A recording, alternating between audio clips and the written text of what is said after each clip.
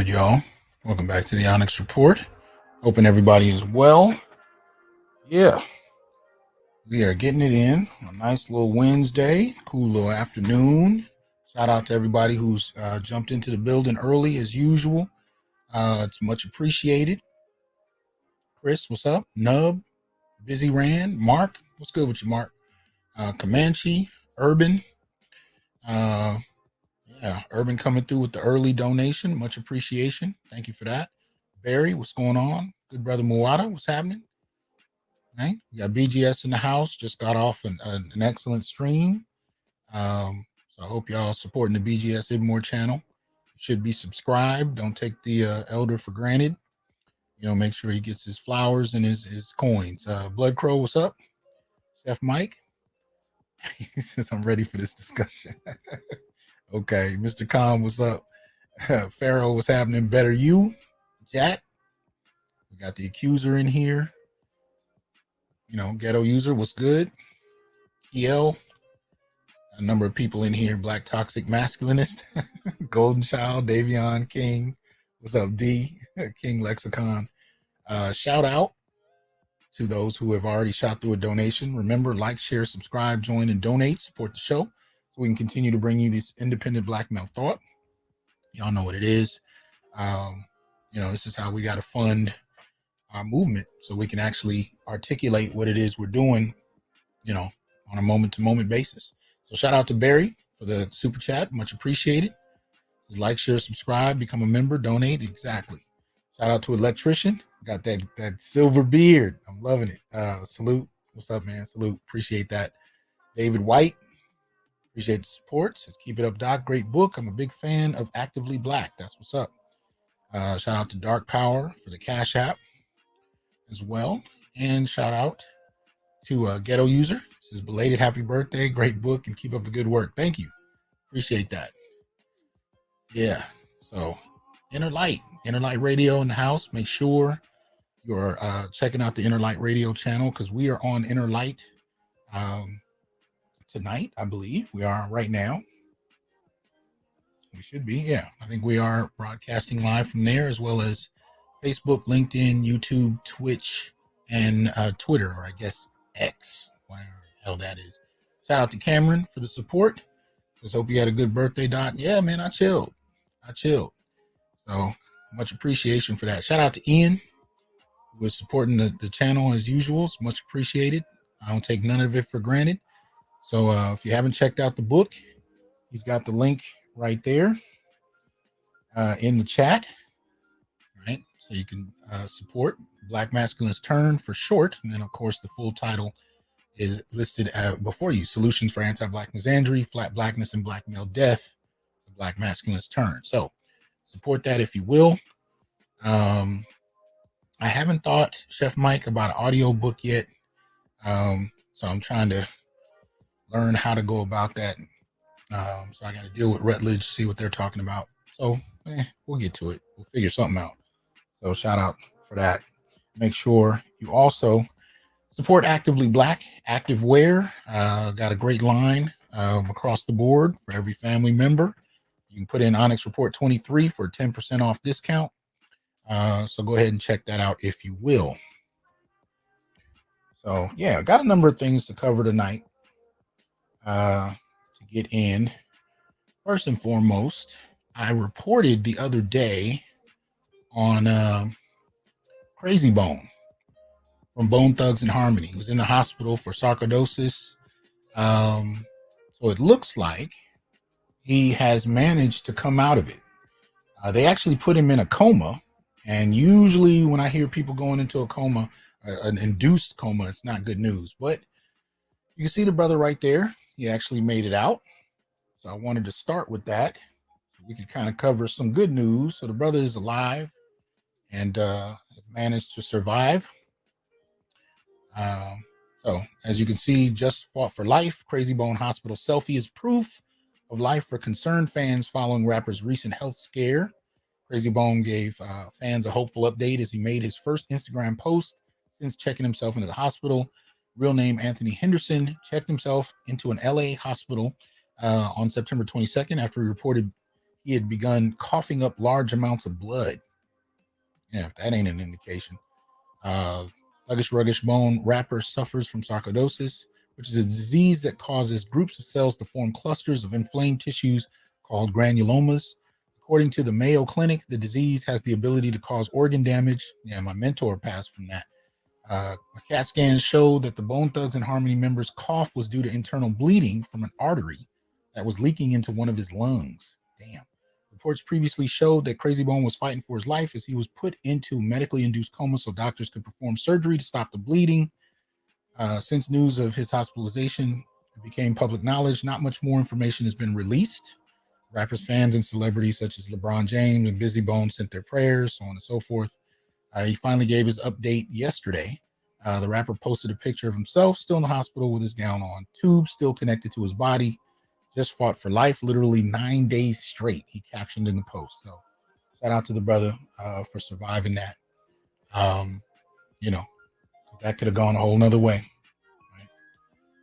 So I just wanted to start with some positive news because, I was surprised to find out he got sick in the first place. So I was glad to hear that he managed to kind of get out of that.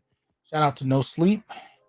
Says paying tuition doc donated one of my purchased books to my local library. Oh, nice. Go with Audible for the audiobook and use Nick Podell to narrate. All right. I'll check into that. Thank you. Thanks for everything you do, doc. Thank you. Appreciate that. No Sleep. All right. Nick Podell. Interesting. Okay. Stefan says happy birthday. Appreciate that. We getting it going. Albert, shout out for the Cash App. Much appreciated. So first and foremost, again, this is the last thing before we delve into tonight's subject. Last night, I dealt with this whole issue with the Fearless Fund, Black women organization that is, attempting to give grants to Black female entrepreneurs. And we know that the same white conservative cat that actually, managed to get affirmative action for university admissions recalled went after them and argued that what they were doing was unconstitutional. And he won from all indications so far, right? We were talking a little bit about that, and I actually made the comment several times that I found it problematic that these organizations like Fearless Fund, who are highly supported by large corporations, don't see the need to address their own Black men. And by Black men, I'm talking about family, at least, right? Extending resources and opportunity to sons, brothers, husbands, you name it. So I had a member, somebody come in the comment section. I can't say a member. I'm not familiar with this person, but they wanted to share with me that I was wrong, right? So this is Ray. Shout out to Ray. Says, isn't this the same fund that launched a grant for Black men in 2020 called Men's Appreciation Grant Program? So I have no idea if Ray was trying to troll or not, but hey, if you're right, you're right. I have no problem with it. So let's actually look at what I was able to find in regard to this. Okay, hold on one second. So I'm actually gonna take you, in order of what I looked up. So thanks to Ray, I decided to kind of look up what I can find, and let me go ahead and share what ran across my desk. So we'll start with the first one. Right. So this is the first thing I found: 7 minority grants for Black men starting a business in 2023. Right. So this is kind of a generic piece pulling together different things. And the first thing on the list is the Fearless Fund launches Men's Appreciation Grant Program, right? Basically what they're offering is about $10,000 each male, each for 2 Black men. Now that's half the amount they were extending to other Black women, but it is what it is. And I'll show you what else I found in a moment. But there is something I want to show you about this. I found this article interesting. So 7 opportunities for Black men. Now, the Fearless Fund is identifying what they're doing as a men's appreciation grant program. Fine, great. Let's look below it, the other 6. And tell me if you notice what I noticed, right? The Coalition to Back Black Business, that's the second one. The FedEx Small Business Grant Contest, that's the third one. Northwestern Mutual Black Founder Accelerator, Fourth one. Fifth one, Power Forward Small Business Grant. Right. And when you look at the language for a lot of these, they're very kind of nebulous. And this is the reason why Fearless Fund is, got attacked. But the Power Forward Small Business Grant Program seeks to make a long-term difference by empowering Black-owned small businesses in New England. You don't hear anything about Black men in any particular way, but let's look at the next one. So the sixth one, the African American Community Fund. Right. Number 7, National Black MBA Association Scale Up Pitch Challenge. Now, here's the thing. These organizations give you these nebulous titles and focuses simply because, they don't want to get sued, right? Which is what we're seeing with Fearless Fund. The problem, however, is I would argue that many of these organizations, when it comes to who actually gets the grants, that tends to get swept under the rug. And if we could find any data, I would bet my coin on the fact that brothers don't really get these in any excessive numbers. But that's just my guess. But let's deal with this Fearless Fund question, right? Because I've been pretty adamant that this is problematic. And really, I've said these things because the Fearless Fund in and of itself reminds me of scores of different programs and grants we've run across in the last 3 years on this channel, none of which has been targeted for men, and men themselves, many of whom are entrepreneurs, have voiced how little support they've gotten. Most Black men don't expect support. We're not waiting for it. We don't think it's coming. We pretty much get it out the mud. But let's check this out. So when Ray sent that in, I looked for it and I found this, right? On Black Men Ventures website. It says Fearless Fund is awarding 2 $10,000 grants to Black men. Men's Appreciation Month, right? If I'm not mistaken. Yeah, this is dated June 9th, 2022. So check this out. So it says the good folks over at Fearless Fund are doing something special for our Black kings. If you didn't know, because we didn't, June is National Men's Appreciation Month. I ain't never heard that shit ever, but whatever. All right, so June is National Men's Appreciation Month. To celebrate, they're awarding 2 Black men with $10,000 business grants. One grant will be awarded to someone local to Atlanta, and the second grant will be awarded to a national winner. Deadline is June 14th, so get your apps in. Apply now on the Fearless Fund's website. Right. So this is tied to June 2022 because when you click on it, it takes you to the Fearless Fund website, but it says we couldn't find the page you were looking for. Interesting. It is what it is. It is what it is. Hold on. You guys can't see that, so let me go ahead and share. So you can see, this is the page you get to when it comes to applying for the grant. So apparently it seemed to have been tied to 2022's Men's Appreciation Month. No negativity about that, just something I found interesting. All right. Let's see. So that's Men's Appreciation Month. There it is. And then I decided to look at Fearless Fund again because clearly I'm being told that I'm missing out, right? I'm missing something important. So this is the Fearless Fund website, right? Fearless Fund website. There we go. All right. One of the things you can find as you scroll down, right? Now, if you can look, I know it's hard to see, but look at the kind of people in the room, if you would. Shout out to Wrench Turner. Appreciate that. Just salute to you as well. Appreciate that support. I think I might have missed one earlier. No, we're good. Okay. So you can kind of see some of the people sitting in the room, but let's look at it. So it says here, and some of the text on the front page, Fearless Fund invests in women of color-led businesses seeking pre-seed, seed level, or Series A financing. Our mission is to bridge the gap in venture capital funding for women of color founders, building scalable, growth-aggressive companies. Fearless Fund is built by women of color for women of color. There it is, right? It's pretty much consistent with what I've been saying so far. It is what it is. But there's some other things that I thought were interesting to look at. So let's see if, you guys might find this useful. So this gives you a portfolio view of the company and the people who are in support of it. So this is their portfolio. Our investments are sourced via pre-seed, seed, and Series A rounds and by private sales. So take a look.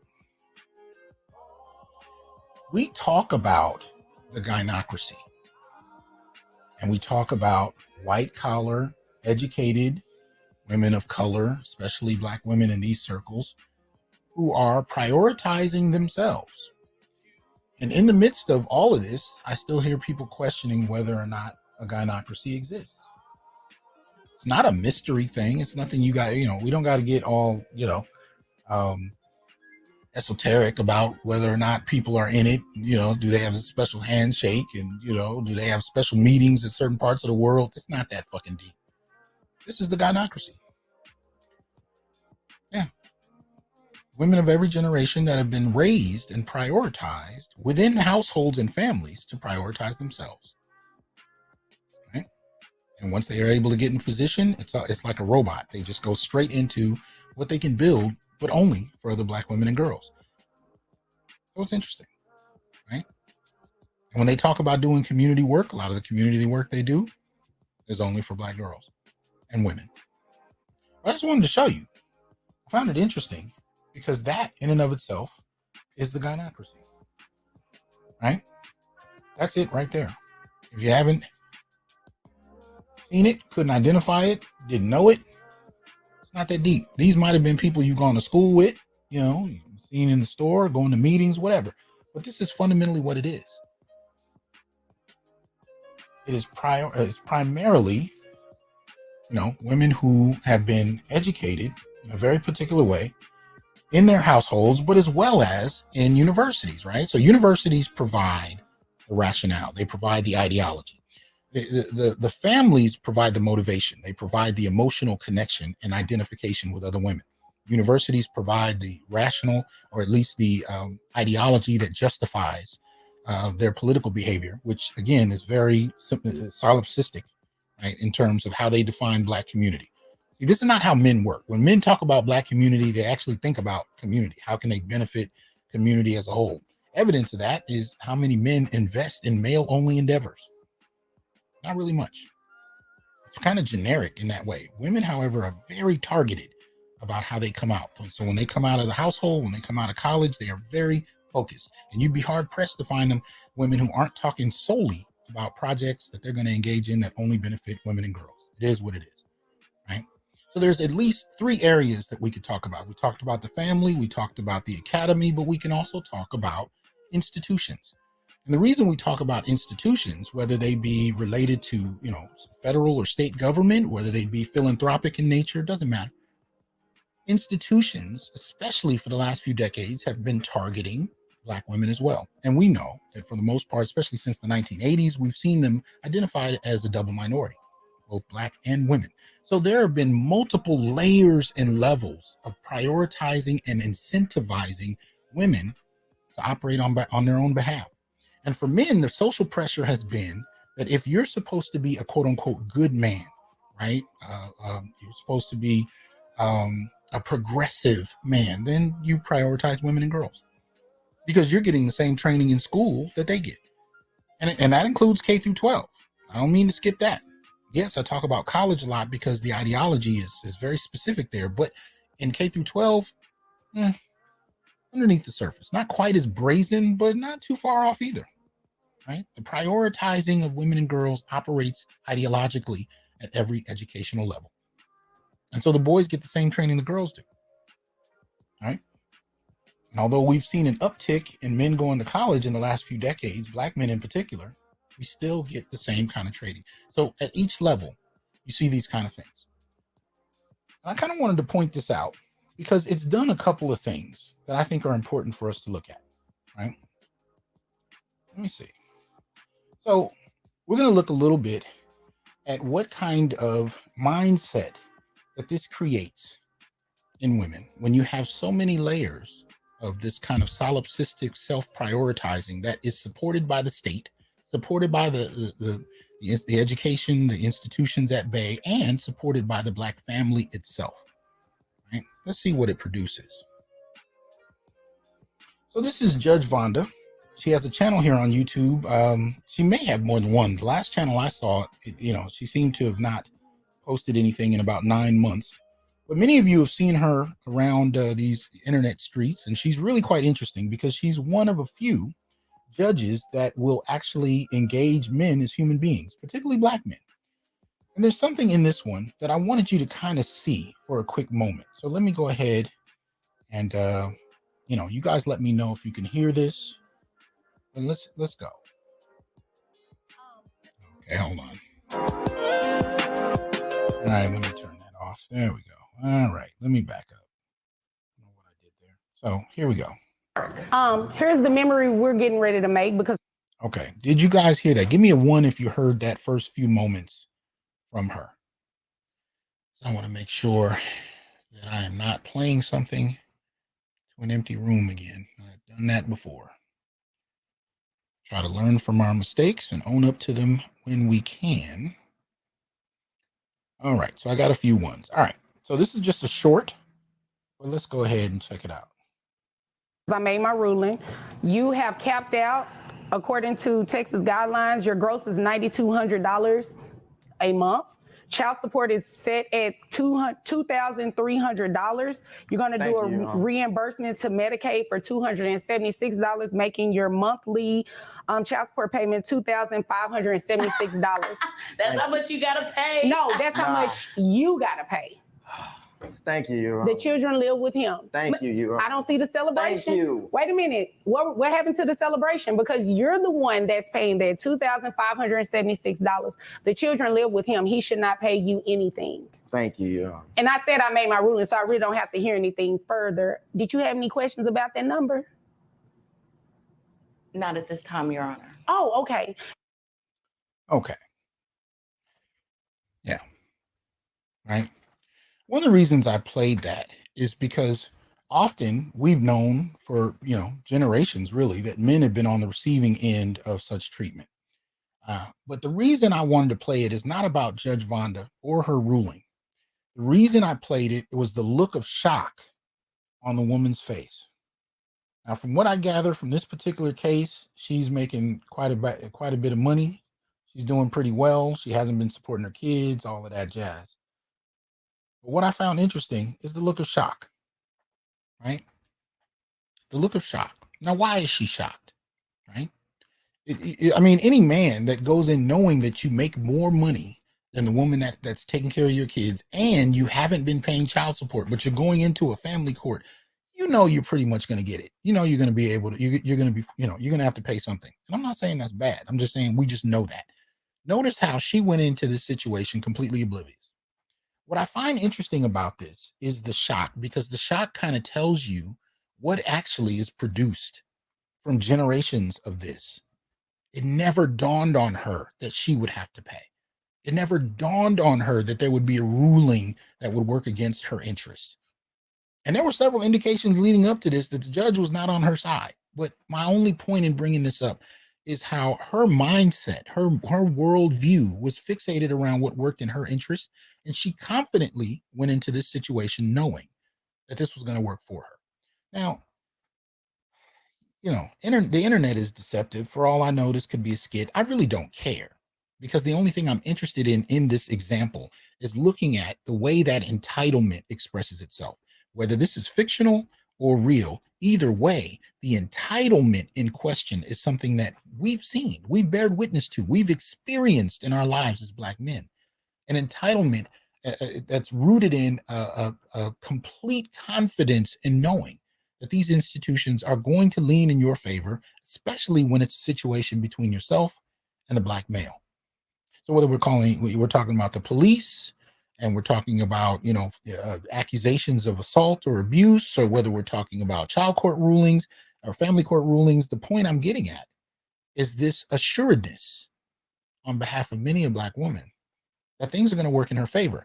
And that assuredness is backed by generations of it doing that very thing. They don't come to this conclusion lightly. I'm not calling them delusional.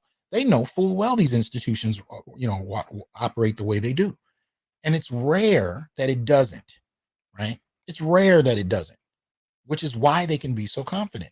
And I'm simply saying, when we start to talk about this behavioral pattern we've seen in many Black women in terms of the hostility, the low boiling contempt, the argumentativeness, the dismissal of Black male humanity that we tend to see on a very casual basis, it doesn't come out of nowhere.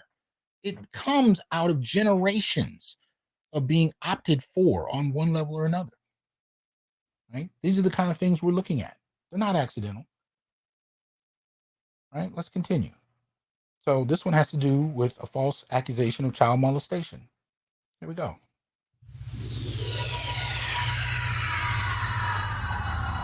Was really bad because I was like, I felt so bad about it.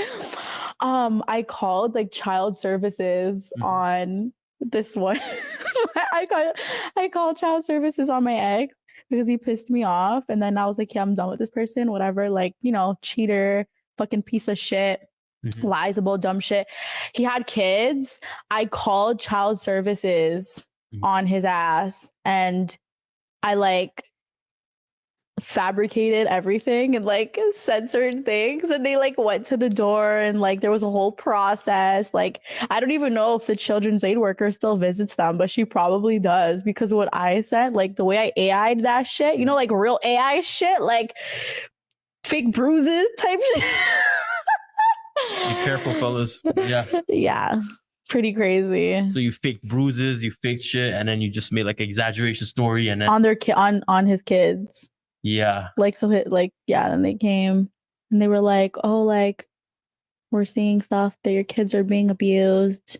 You know, you could lose your kids. And I was just like, that sucks. That sucks. Yeah, should have been nicer to me, bitch. All right. And here's the thing. Even if you're talking about skits, do you ever look into the comments? And ever look at the numbers of mostly women that are supporting and cheering this stuff on? See, the problem I have when it comes to these kind of cases is I tend to have hundreds of black men. Well, if we take it annually, thousands of black men that write stories in that they've lived, you know, but I'm not going to put them on blast. I usually ask their permission before I even post it, and I'll post it on my Facebook page or something of that measure. But for most of them, there's not a case that I can share because you have to appreciate people's anonymity, you know, on one level. But these kind of things are actually happening. So yeah, I will take these skits and I will show them, even if they are skits or they're real recordings, either way, because this shit happens, right? But notice her obliviousness, right? The impact that she may have had, falsely calling in a charge on a father, and he having to deal with the repercussions of it, all because she says her feelings were hurt, right? Let's look at another one, and you guys tell me if you think this one's a skit too.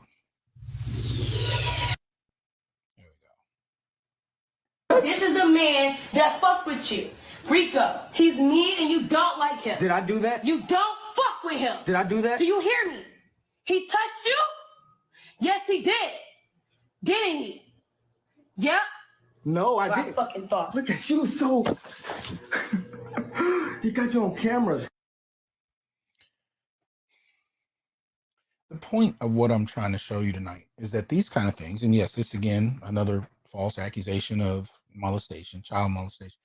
I'm trying to show you these things because when you look at the behavioral pattern in question, you know, we tend to look at it on the surface level.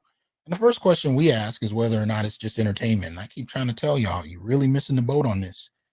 It really doesn't matter. It's not about whether it's a literal case or not. It's about to what extent this is a reflection of attitudes that men have been reporting on for years, things that they've dealt with in their everyday lives. How many men in this very comment section have dealt with one of these things or another, or have a close friend who has, right? These are the kind of questions we actually have to have conversations about, because again, when we talk about behavior, when we talk about entitlement, it doesn't come from nowhere. It doesn't come out of nowhere. It comes out of policy, right? That's one of the areas that I look at. Now, I'm not saying policy is the only thing, but it's huge, because policy, especially over generations, right, begins to cultivate behavior, especially when it's passed down from grandmother to, you know, mother to daughter to granddaughter, right? Put it to you this way. How many of you in your own families have heard elder women telling younger women what they can do when they grow up and get married and their husband doesn't do what they want, or if they're no longer happy? Hell, if they're bored.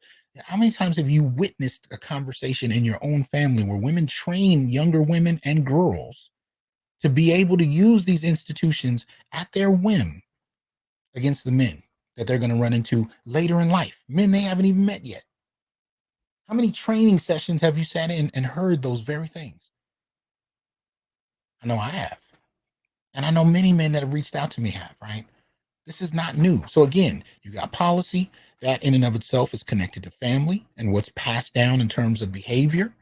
And then you also have what's being buoyed by education, right? So this female-focused gynocentric policy that's passed in an ideology through universities, those three are nebulous, or I should say dangerous. But anyway, so after having looked at those, I ran across, I was actually sent this paper, and I want to apologize because the brother who sent it to me, I misplaced his name, and I am so sorry for doing so.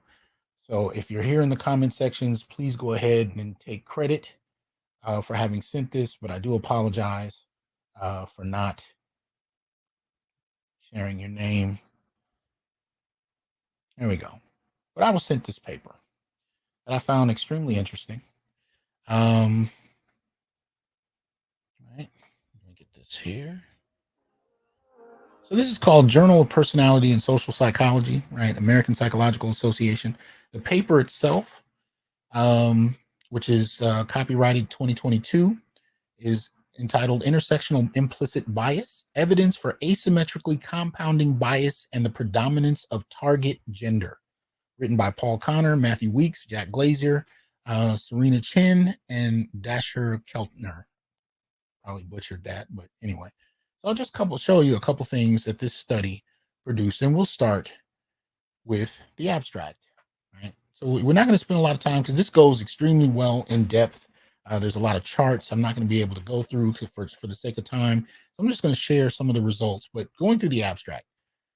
It says, little is known about implicit evaluations of complex multiply categorizable social targets. Across 5 studies covering about 5,200 people, we investigated implicit evaluations of targets varying in race, gender, social class, and age. Overall, the largest and most consistent evaluative bias was pro-women / anti-men bias, followed by smaller but nonetheless consistent pro-upper class, anti-lower class biases.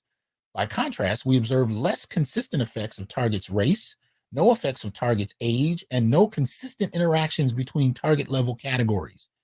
An integrative data analysis highlighted a number of moderating factors, but a stable pro-women / anti-men and pro-upper class / anti-lower class bias across demographic groups. Overall, these results suggest that implicit biases compound across multiple categories asymmetrically, with a dominant category, here gender, largely driving evaluations, and ancillary categories, here social class and race, exerting relatively smaller additional effects.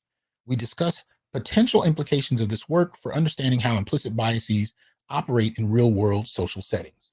I know that was a mouthful of jargon, but what they're basically saying is that when we look at this question of identity and we look at how people are impacted by it, and questions about it, and focuses on it, and so on and so forth, what we tend to find is that despite how many of these different categories you have, it seems to be that gender takes the cake in terms of that which seems to have the most impact. So let me skip ahead. I'm going to look at a couple of choice pages, kind of go from there. Looks like, oh, here we go.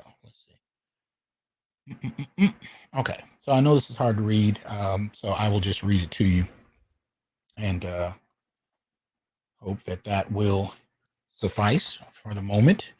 So page 9, it says, guided by these contrasting perspectives, we conducted 4 studies investigating implicit evaluations of multiply categorizable targets. In study 1, we measured evaluations of full body target photographs of males varying in race and social class status. Study 2, we extended on this approach and incorporated target images varying in race, gender, and social class, as well as data-driven approach to determine the primary dimensions of perceived target level variation and their respective influence on implicit evaluations. This is hard on my eyes because this green is killing me.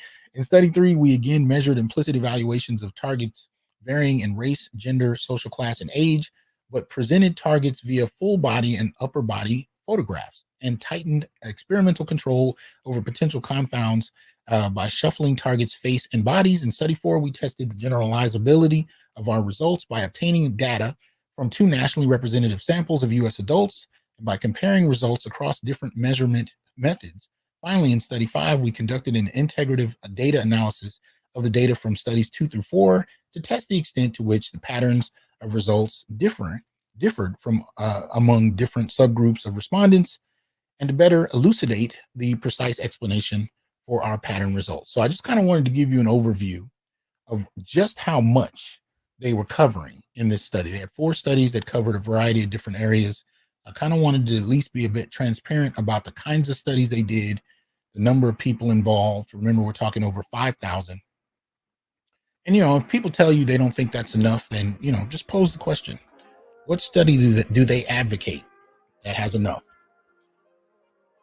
Let them tell you, what study do they advocate that has enough samples, enough people who've been involved in the study, and see if they can articulate something that, successfully disproves your point. But anyway, so moving to page 48 real quick. So in the general discussion, right, about their study, they say implicit bias is central to the study of social cognition.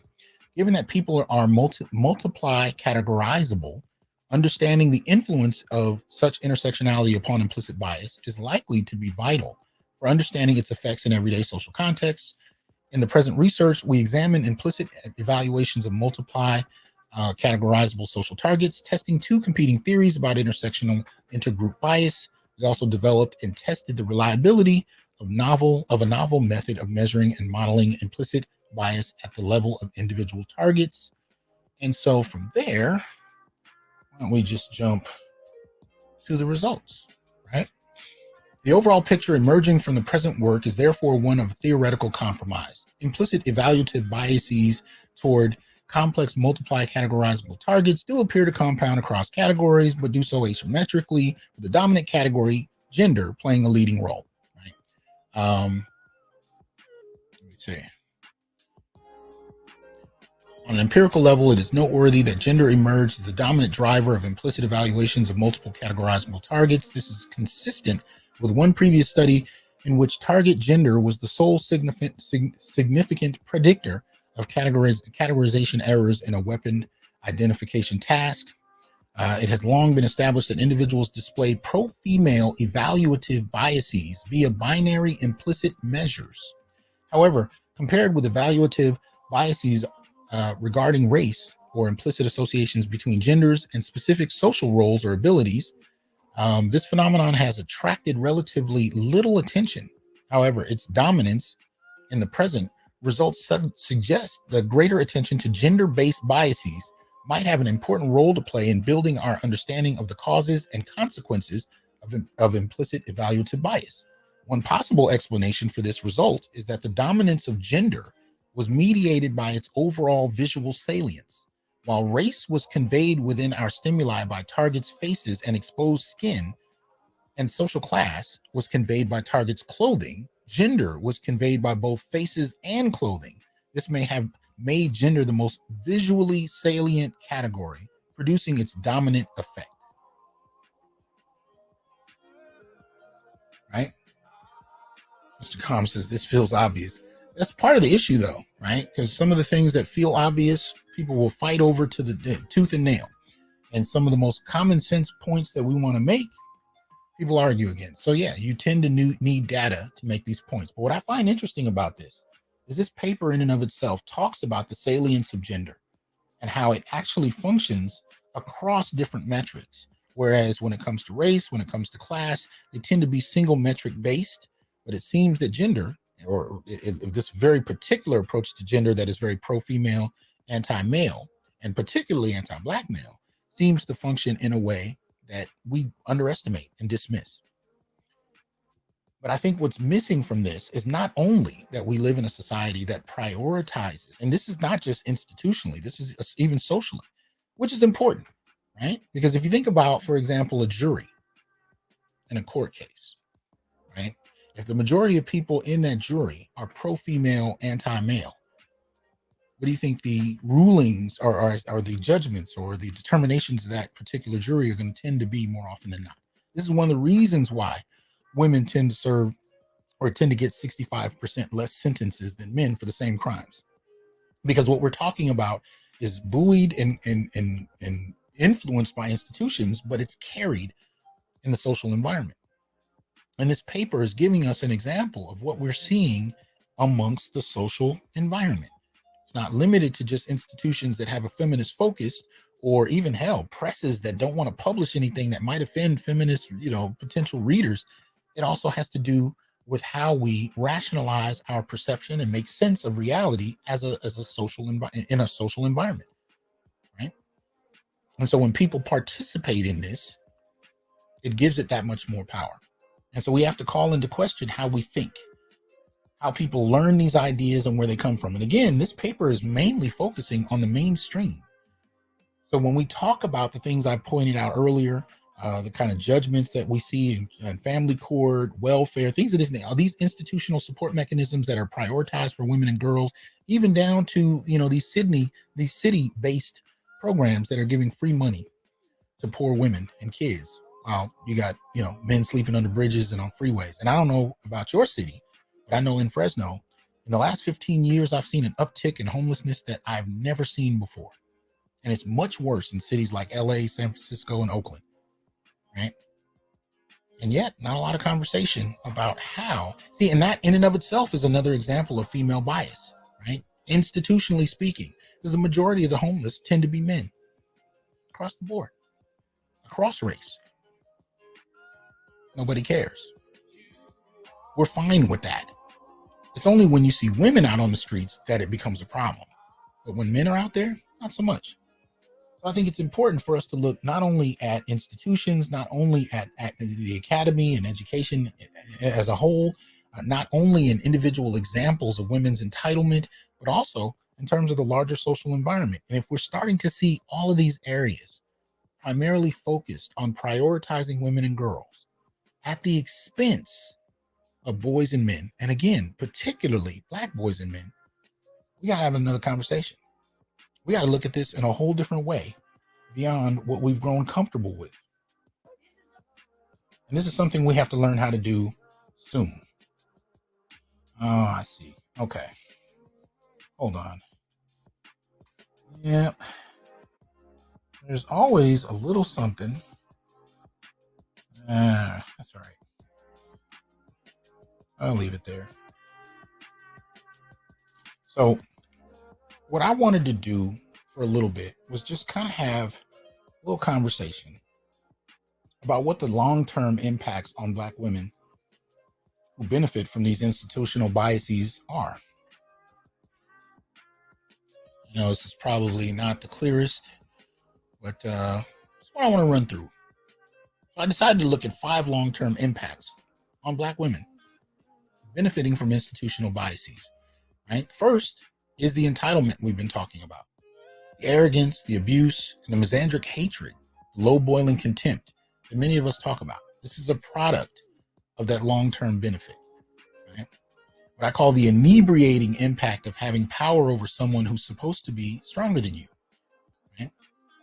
When somebody is able to have power over somebody that in another community would be their protector, because of the benefits that you're able to get, you're able to lord over him in a way that many men are not, and young boys don't have much control over, right? This can have an inebriating effect. In other words, you can get drunk with that power.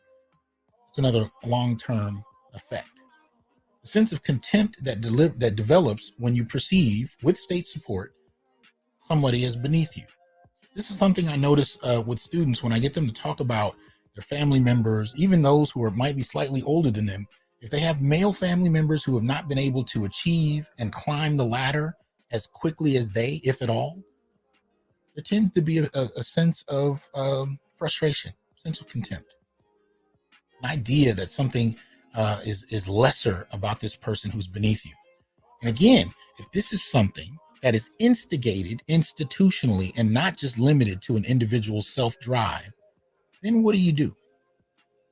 What do you do if this is within your family? This is within your household. This is not just something we're abstracting about in the larger society, about whether Black men make enough money. And, we have these generic conversations about whether or not somebody makes 6 figures. But I think the deeper question might be if this is something that we see engineered in regard to men overall, and especially boys. Because again, this shit doesn't start when you become 25 or 30 and you're just not able to get the same kind of job. No, I'm talking about this shit going from childhood. We already know, even as young as in preschool, Black boys are treated differently from any other group. They're biased.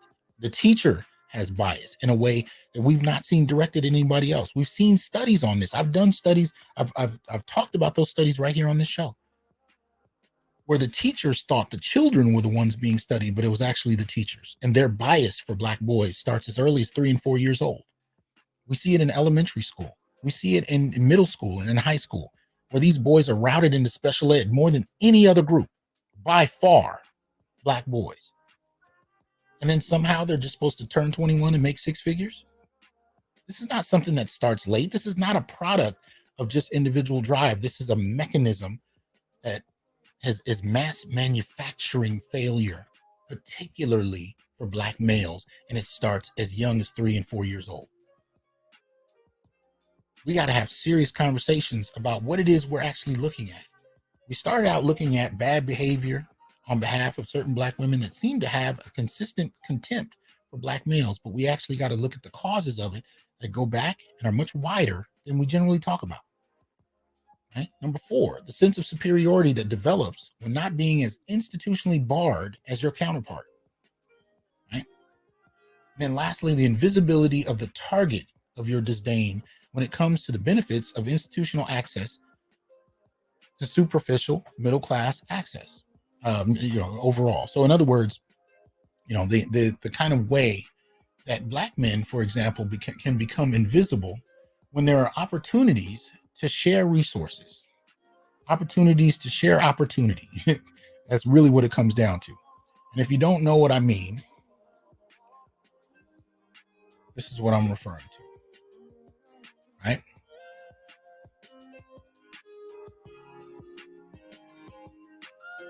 See, each one of these women are coming out of a context where on a larger scale, on a macro scale, they've had greater access to education, resources, support, and opportunity than the average Black male. And when there's opportunity to help produce more opportunity, who do they focus on? They focus on you. Do they focus on their sons, their little brothers? Well, apparently Fearless Fun did for a holiday. And they took that application down quick, fast. It benefited 2 males, one in Atlanta, one nationally. And we don't know the results. We don't know if anybody got it. I never heard of it, nor has anybody that I've seen write into my show, except for this one mysterious person who commented on it. And it did so in a way, I think, to dismiss what I was saying. But when I looked more into it, I was like, well, it seemed to operate for the month of June last year. But I found it interesting. We couldn't find it anywhere else on the website. Not even an indication that this was something that had been done in a given year, or might only happen once a year, or maybe it'll happen 5 years from now when they do it again. No indication at all. Nothing. But yeah. And people will tell you these kind of things mainly to shut you up. So I guess the basic idea is shut up and take it. They've done it. You're accusing them of things that they're not doing. This is why in the last show I was calling the Black men. I'm saying, look, we got to do this for ourselves. Ain't nobody coming for us. But the way these institutions work, what they're bolstering is a self-centered focus that does not operate well with the idea of community, right? It doesn't operate with community. If it had, there would have been an invitation for men and boys, young men, depending on whatever age range you want to deal with, to participate. I'll put the link in the chat. Anybody wants to come up and talk for a little bit. I just want to get some of that out on the table for us to look at some of this and actually see what it is we're looking at to make sense of it. All right? Don't forget, like, share, subscribe, join, and donate. Support the channel if you would. We can continue to grow. Right? Anyone that wants to come up, chop it up for a little bit, or else we can kind of, close it out early. I'm good either way. I just really wanted to put this, on the front of your mind and get your thoughts about what it is you're seeing. What do you actually think about it? And how does this impact young men who have to bear the brunt of long-term failure when nobody wants to invest in them? And you see others that are able to expand, that are able to climb the ladder, and others don't. Right? So let me go ahead. Yes, we had a couple people. Looks like they jumped down. All right. So it's all good. We don't have to go any further if you're not feeling it. What is it? Nightfall says. Speaking of California, it's been a minute. Okay. I think he's having a conversation with Clutch. Okay. All right. Okay. Creative. Appreciate that. All right, y'all. Well, that was it. Just wanted to drop that. I was curious as to your thoughts. I look forward to hearing from you in the comment section. Let me know what your thoughts are about some of this stuff. And if you have examples for or against anything I've talked about, please make sure you share them. If you have stories that you want to share, I'd appreciate you doing so. But at the end of the day, this kind of institutional gynocentrism has to be called into examination, because the impact it has on young men is particularly key. Right? Let's see. Oh, okay. Let me see. Oh, Hey Doc, how you doing? I'm good. Hold on. Let me put the names up in here. Shout out to Ian. Okay, we got a few people coming through. Lord, you came in first. We're hearing a little background noise, but go ahead and give us your thoughts. Yeah, I'm at the football practice with my son, but yeah, I've been noticing this. It's like a policy that states like, black women can't have no progress unless they discriminate against black men, both passively and actively. And I'm seeing this even at my son's school. There's this one black male teacher there, and they're giving him hell. It's like, what did this brother do? It's like they want him gone no matter how much of a good job he's doing. And here's the kicker, right? 4 boys in his class that are outperforming the grade standards, my son included, and most of everybody else is failing. I'm looking at it, I'm like, that's interesting. We've always heard that the girls are outperforming the boys, but it's not the case in his class. So I'm seeing this, I'm like, I've heard you brought this up before. I'm like, I was just really shocked to see it in play, live in action, Yeah. So with a male teacher, the males tend to do better. And there's arguments and papers that have covered this, that for females, much of the time, female teachers, female students do better. But, we have an offset on the number of male versus female teachers in general. So it's not really surprising that across race, girls are doing better in K through 12.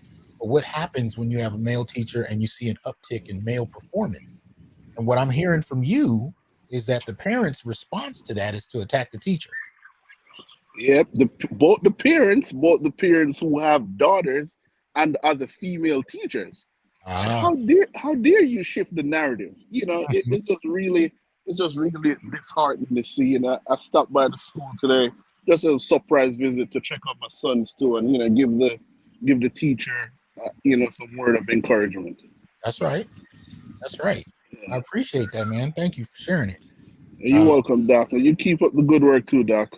Much appreciation, man. Will do. Yeah. Right. Thanks for coming through. You're welcome, brother. All right, bye. So let's hear from Ian. Brother Ian, you there? Uh-oh.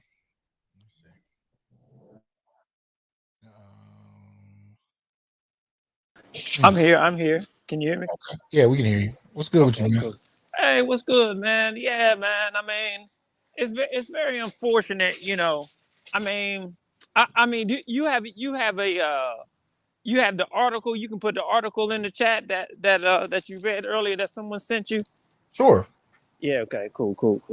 Yeah, man. But it's unfortunate because we know that we live with this on a constant basis. I know when he talks about his kids, I know that I particularly as a young male, I was always outperforming everybody. You know what I'm saying? In every school district that I was in, and I was sometimes in some predominantly white, school systems and things like that. But I always caught hell. Particularly, I caught hell because you had white female teachers who always had an issue with the fact that I was excelling past everybody else. That's just the nature of the reality of how we live. And you have this lady. When you were talking, there was this lady named Princella who's been going around, going viral on the internet. And, she's been talking about men need to be led by women. But she says she want to turn all men into simps. But the reality is, she said the natural order is men following. But the reality is the reason that a lot of these women can have these attitudes is because they ignore the fact that they have been pushed, to succeed past Black males. They ignore that reality. So they think that somehow they have some exceptional ability, to lead men and to excel past men. And she even says that the majority of men are only looking at women as an ability at their ability to help them in life in terms of success, economically and socially, because we can't do it for ourselves. But again, they're looking past the realities that this system that we are in right now, it prioritizes men. It prioritizes women over men, and particularly in our community, Black women and girls over Black men and boys. Yeah. Well, yeah, and it's an interesting dynamic, right? If we're talking about how behavior can be cultivated in Black women who are given some level of access, the question we also have to ask at the same time is, what is the impact on the long term of denying boys the same opportunities, right? So what in terms of behavior, how does it impact a young Black male who is seeing himself left out? Unless you can play sports well, you know what I mean, or something of that nature, finding males being pushed into special ed more often, you got to look at the cultivating effects of that over years, while at the same time there are degrees of access and participation allowed for girls in different terms. So when we look at how that affects us over time, it's not just that you have an entitlement that develops, but you can have in some males a deep-seated feeling that they're not welcome, they're not allowed to participate, they're not going to be able to excel. So, often when I talk about Black males kind of developing this attitude of getting it out of the mud, on one level, it's commendable, but on another level, if it doesn't dawn on you to ask for help or to look for resources and support, let alone be supported by other men who have actually successfully had that access, if you lack those two things, what is the long-term impact it has on males? Well, Dr. Johnson, and I don't want to prioritize myself, but one of the things that I focus on in my life is, and I see, and I think is the most unfortunate thing, is that it has taught older men not to kind of help younger men in the way that they should. Like you talk about, we should be helping ourselves, but unfortunately, we don't have a culture where older Black men feel that they need to take younger men under their wing. And I'm not just talking about mentoring, because that's a liberal way out. It's like, have all these babies and just mentor a couple here or there. But I'm talking about actual men looking out for other men and making sure and making it their job, right? Making it their mission to make sure another male can succeed either in what they're doing or in what that particular male has in mind for themselves. Okay.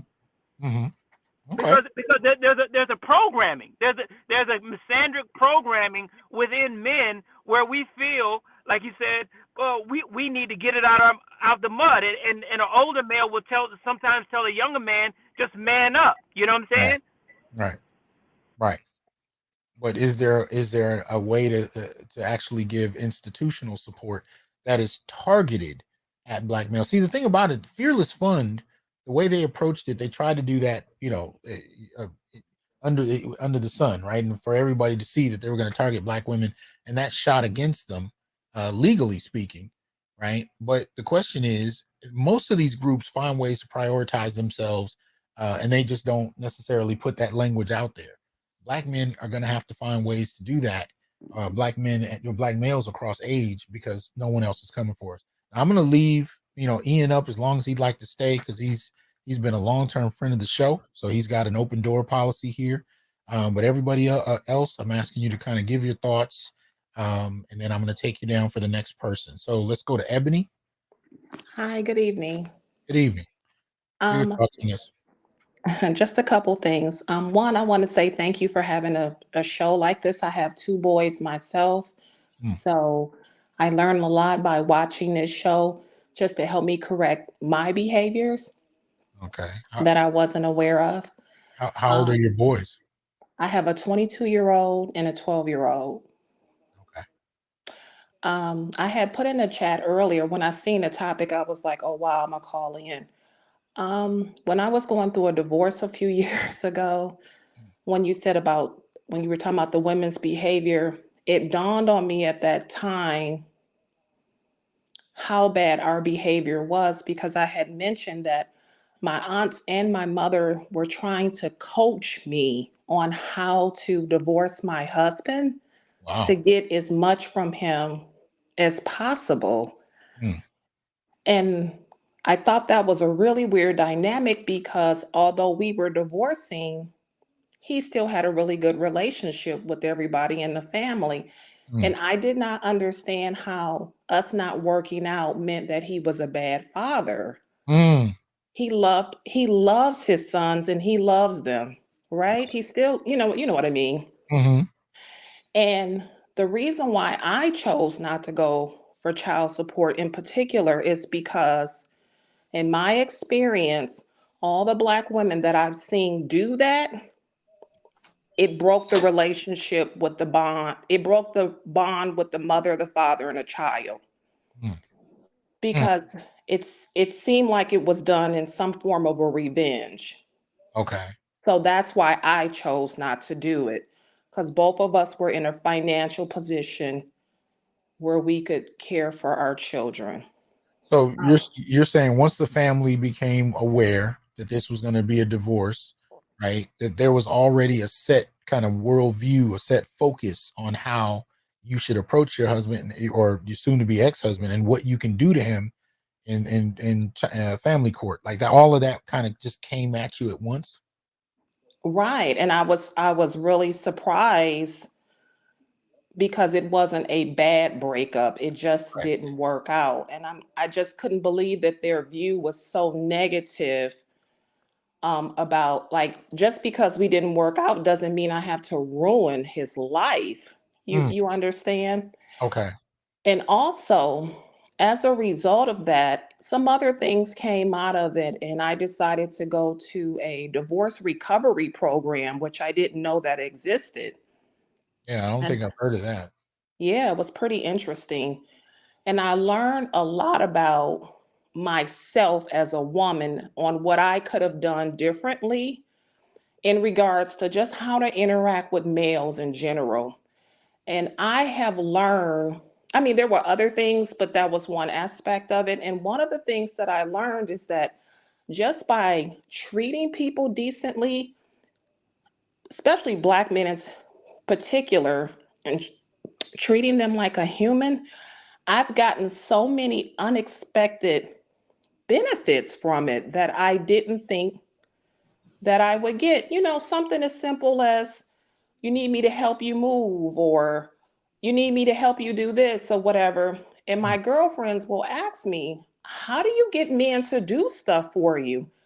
And I don't do anything special. All I do is speak to them.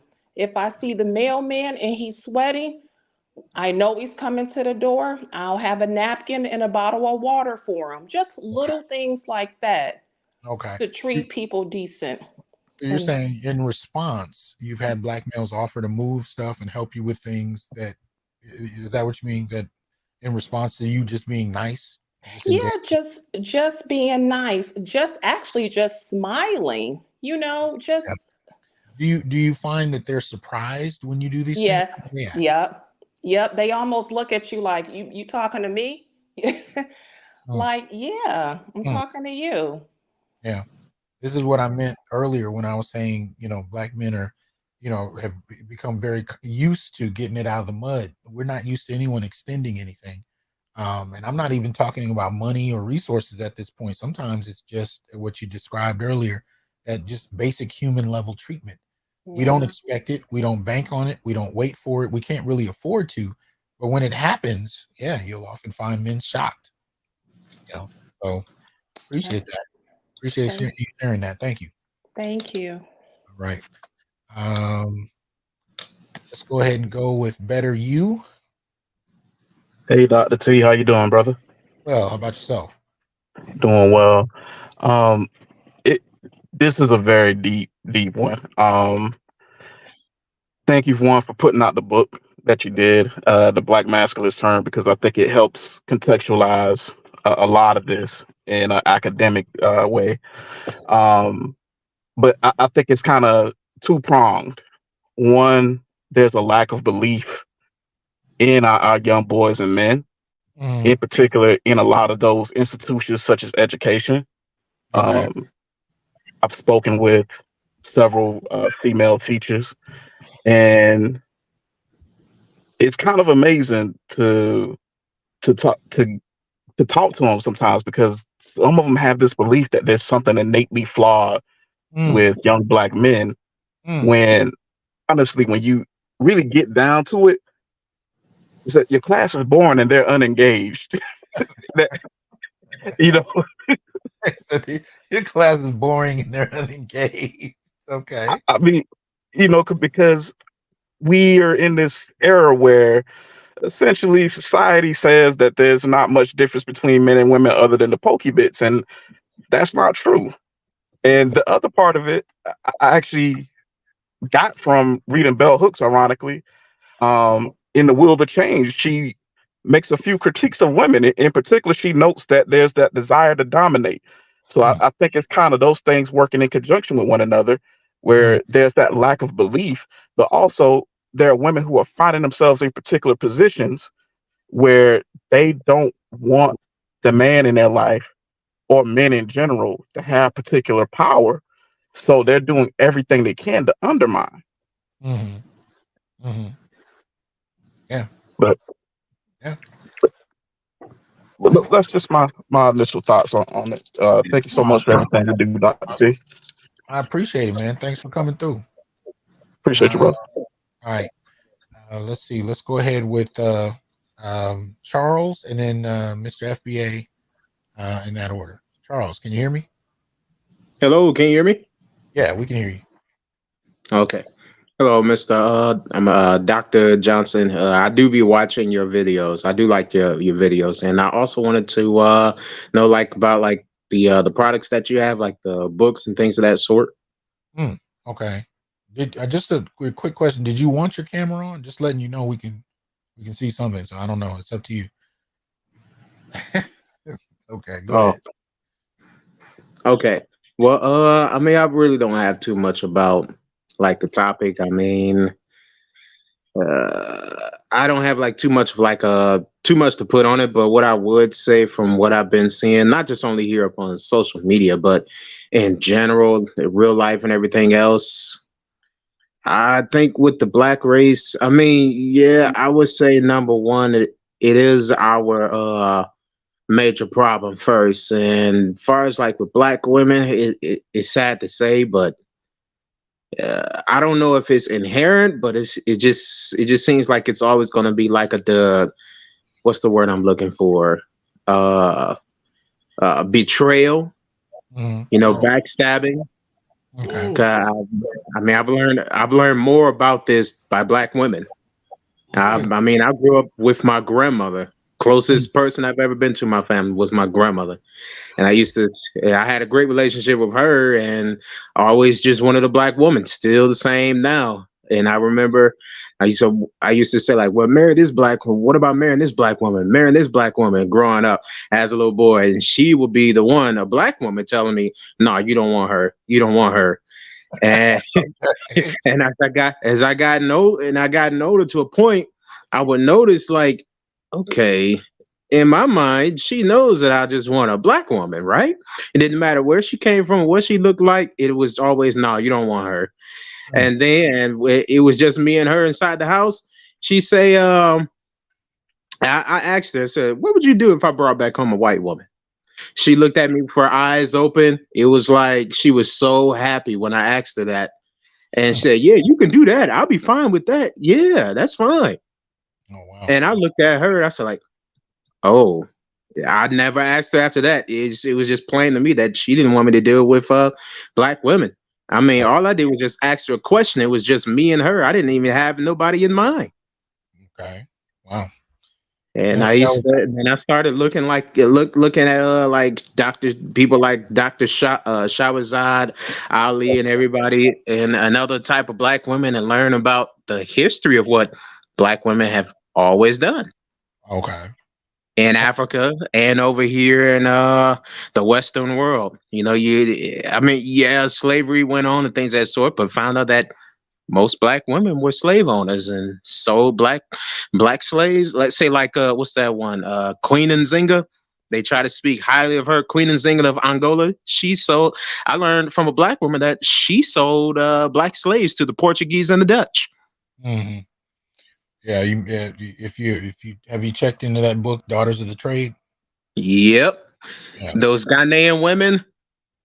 Mm-hmm. I said, wow.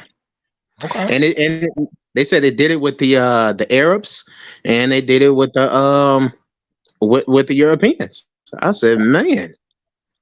Yeah. And I'm looking like a fool, just thinking like, well, it's just black men's fault. Maybe because I'm growing up as a little boy. Maybe it's like maybe he cheated or something. But then I learned that most of that stuff, they're being seduced by these women who hate them anyway.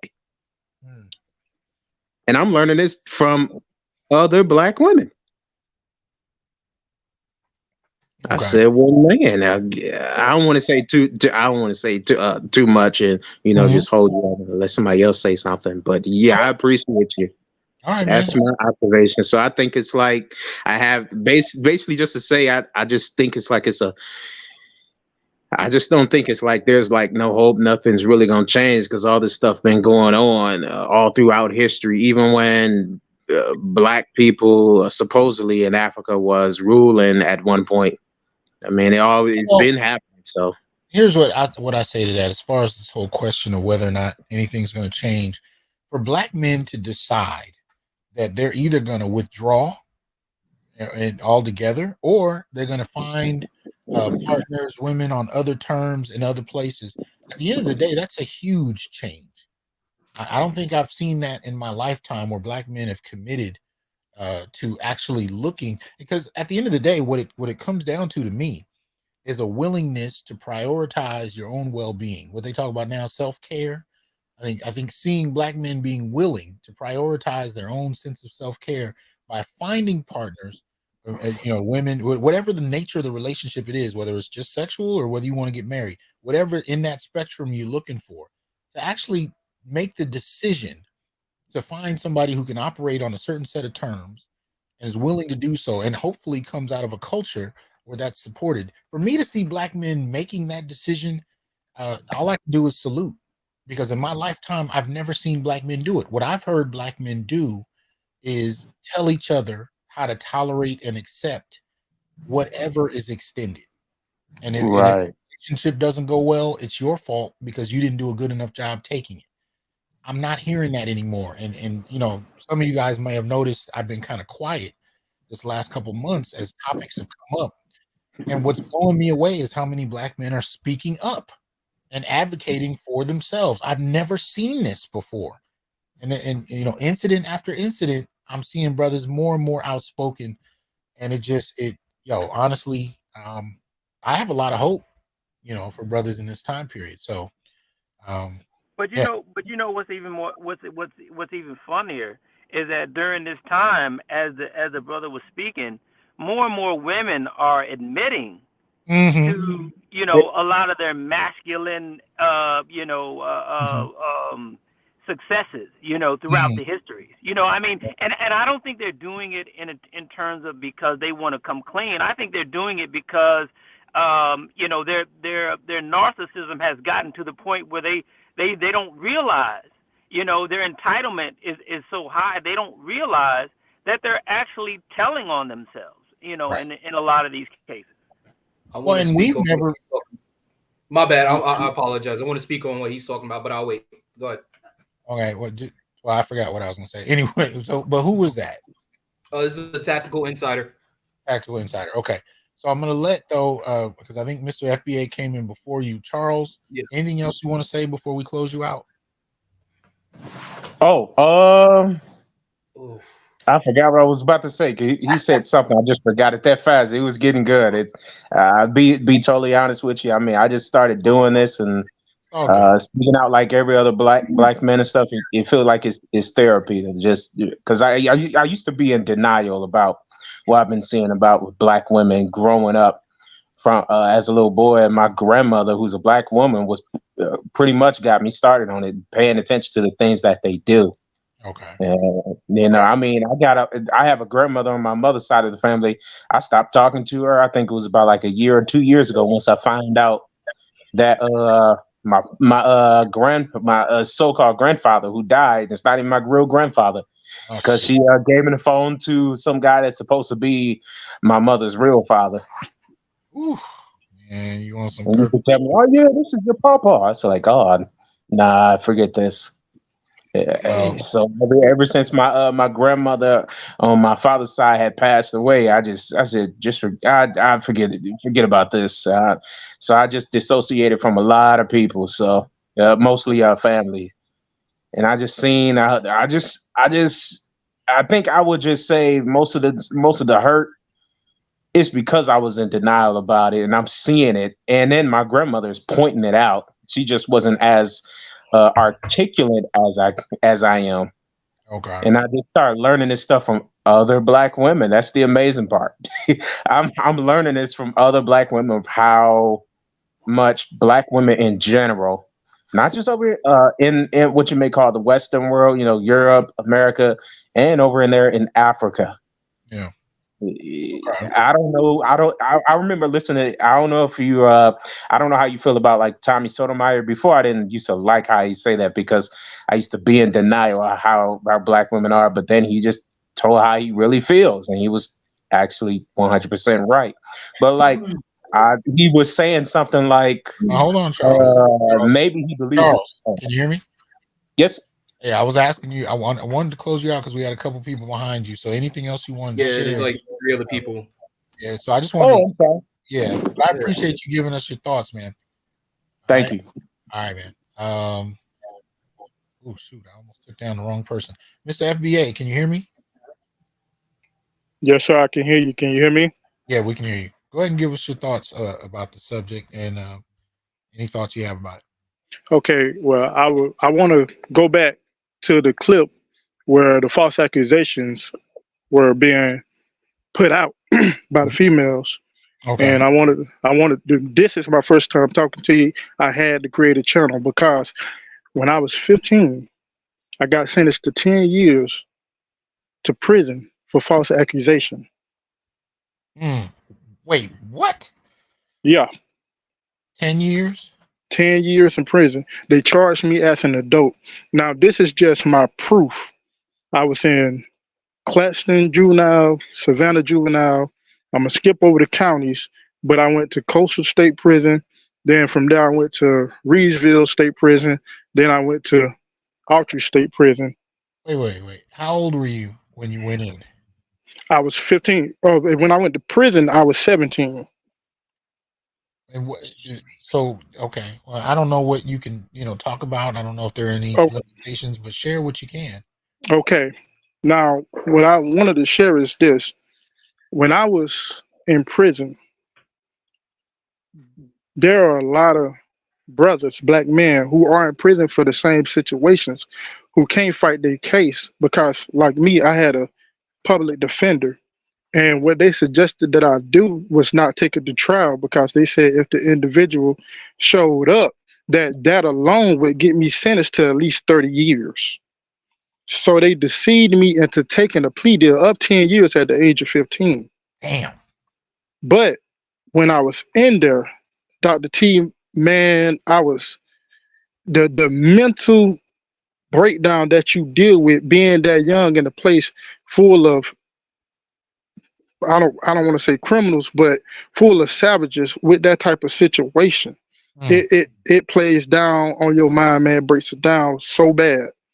But what I'm trying to get my thoughts because I'm trying to get my thoughts together because just thinking about it. Can you tell us anything about what you were accused of and how that happened? Yeah. Okay. What I was accused of child molestation. Okay. And what led up to that was the woman I was dating at the time. You notice I say woman. The woman I was dating at the time, we got into an altercation that got physical. There was drugs involved. And, when she got on the drugs, she kind of went a little psychotic and me and her ended up getting into it. And when I left, I remember her saying, "That's okay, I'm going to get you." And I'll never forget, it was about maybe 2 weeks later, I was getting ready to go to school and my mother called me to the room and she said, "They want to see you at the city hall." So I went down there and this is where it's messed up. Now they kicked my mother out the room and they basically built their own case against me. I was telling them what happened.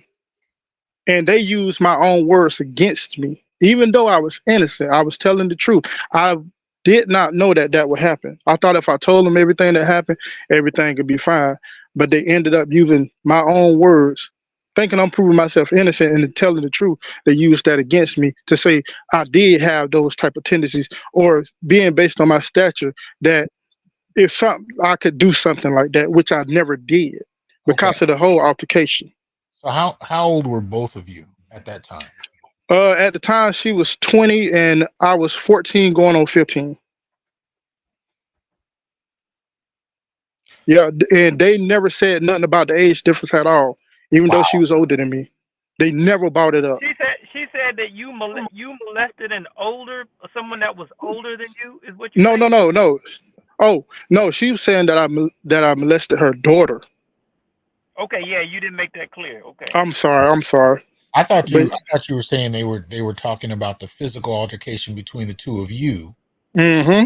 But you're saying the physical altercation happened. She threatened you, said she was going to get back at you. Mm-hmm. She accused you of molesting her daughter. And how old was her daughter? Her daughter was 6 at the time. So when you were brought in and questioned, they were asking you about the 6-year-old, or they were asking you about the fight? What were they was asking me about the fight, and then they asked me, have I ever disciplined her? Okay. And I told them, yeah. And they asked me, how did I discipline her? I said, sometimes with my hands, sometimes with a belt, whatever's nearby. If she, depending on how bad she is. Okay. Then they asked me, go ahead. No, go ahead. Then they asked me, okay, well, how do you spank her with your hand? Oh. And I showed them how I spank her with my hand, which was touching on the buttocks. Okay. What did the woman specifically say? What did she accuse you? Like what was her accusation in particular? Okay, once what she said was that when we got into the altercation, that her daughter was in the room and I aggressively touched on her inappropriately. Which is, she was in the room, but I did not touch her like that. Right. Now I did scoop her up, but as far as that, no, I didn't do that. But that's what she told him, and then she started basically saying that I look at her daughter funny, that she's caught glimpses of me, inappropriate touching, and just a whole bunch of accusations that were not true. Wow. And you're saying the accusation was while she was in the room with you.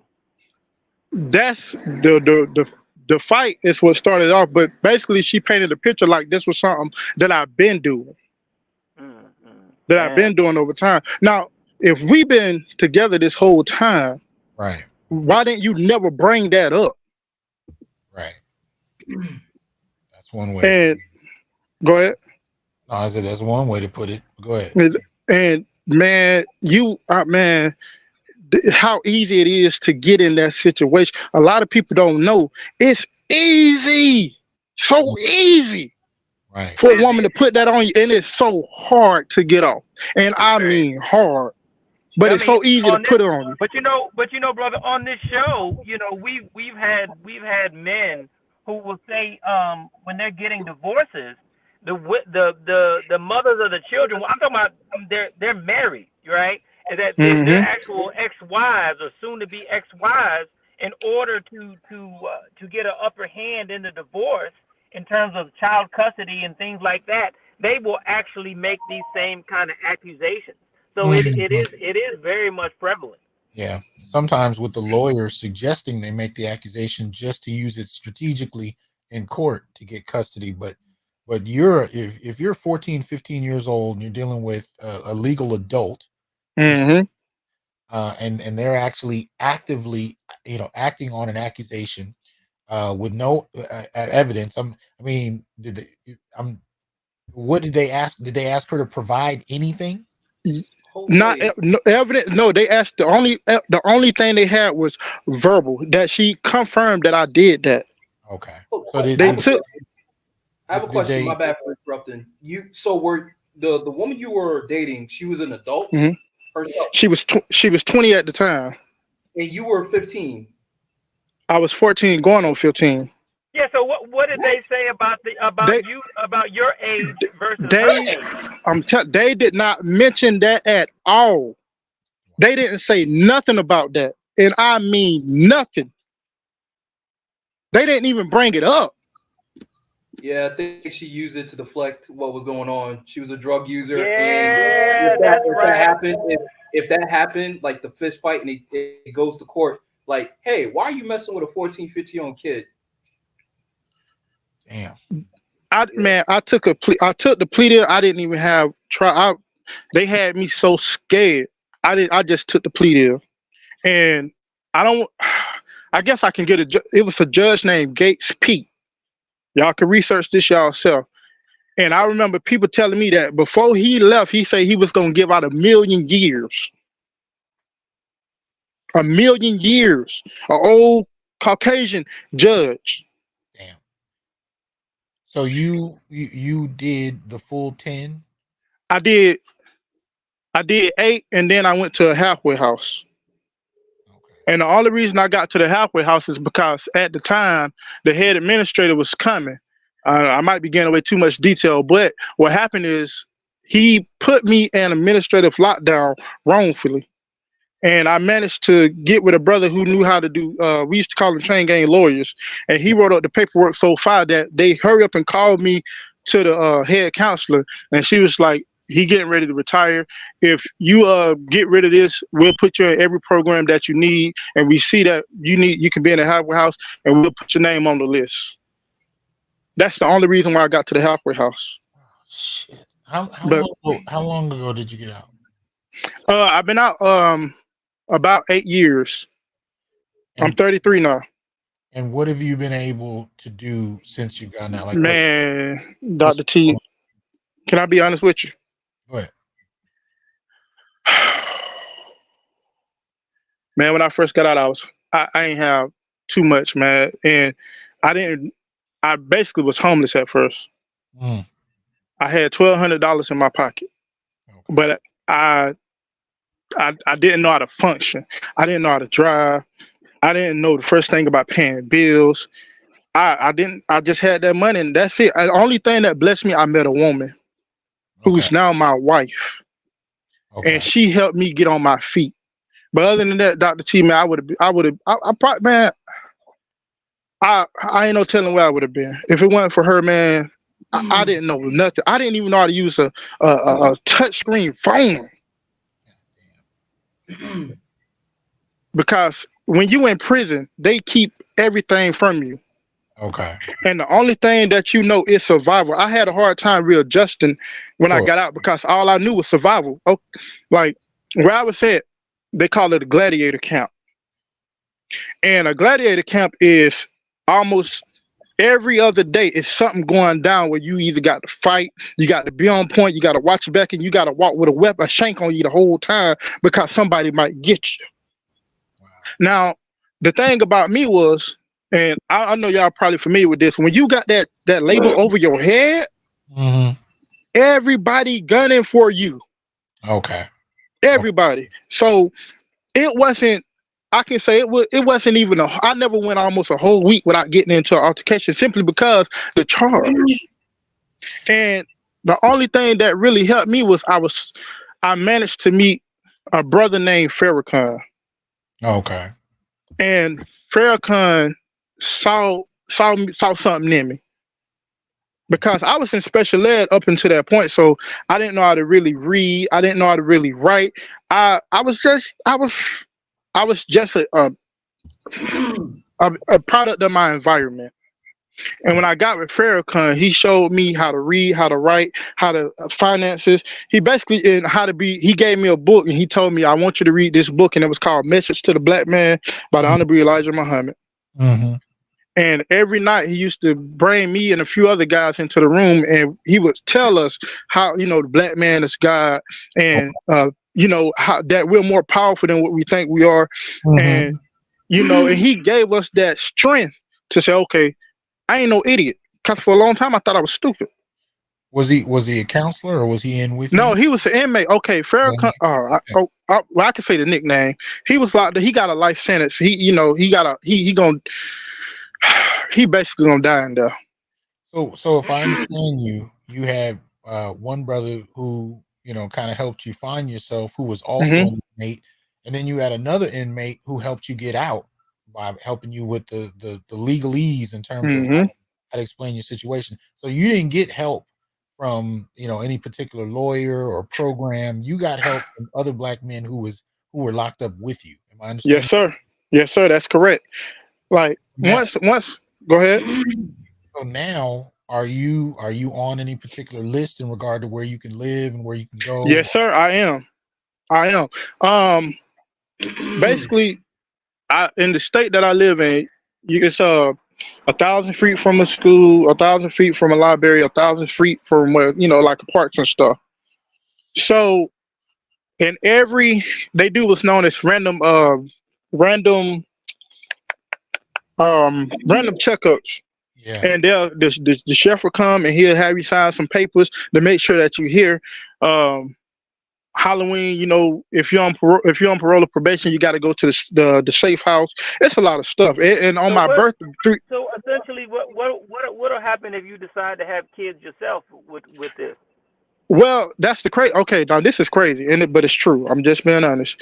If you have your own kids, they don't do nothing. I got 2 girls right now. Wow. And the chef just came by. He asked me, "How's your daughters?" I said, "They doing good. Teaching them education. One they young, and they don't. It's like they don't even care." Oh man. Yeah, that was a targeted situation for you. Like the brother said, the woman knew that she was going to get in trouble, and she turned the tables on you, so the focus wouldn't be on her. But this is typical of how. I mean, I just saw online just yesterday a woman was saying she saw a baby sleeping and says, "Oh, he's dreaming of going to jail." I mean, this is what's programmed into them. They know that they can use the system against us. I mean, even look at Bell Hooks. We know that she commented, she wrote about the Central Park 5. They ended up being not guilty, and she wrote all this scathing commentary about them, like these were menaces and these were boogeymen at teenagers.